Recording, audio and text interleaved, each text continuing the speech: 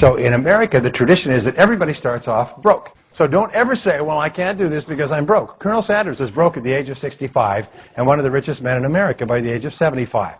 Don't tell me that you're broke and don't tell me that you're old and don't tell me any of that stuff, because whatever excuse you have, there's thousands of people who've had it worse than you could ever dream of who've gone on to achieve great things, starting off with nothing. Tens of thousands of self-made millionaires have been interviewed over the years and asked, what do you think about most of the time? And do you know what they think about most of the time when it comes to money? With regard to money, do you know what they think about? Financial independence.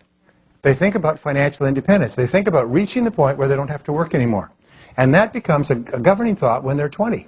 And so they save 5%, then 10%, 15, 20% of their income. They invest it very slowly. They never speculate. They don't gamble. They buy used cars. They buy inexpensive watches. They're willing to put off present consumption. And this, all the studies, I've worked with Thomas Stanley and William Danko, who wrote The Millionaire Next Door, who studied self-made millionaires for more than 30 years.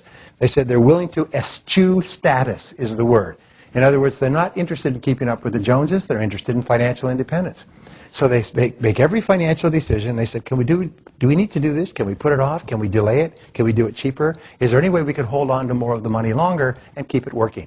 And so at the age of 45 or 50, people who have never done much more than mechanical work or carpentry are millionaires. Because what they did is their focus, their thought with regard to time and money was financial independence. And when you begin to think of financial independence and move it up in your hierarchy of concerns, you will start to make better decisions with regard to money. If you don't, you'll just burn it up. No matter how much you make, you'll burn it up. Isn't that true?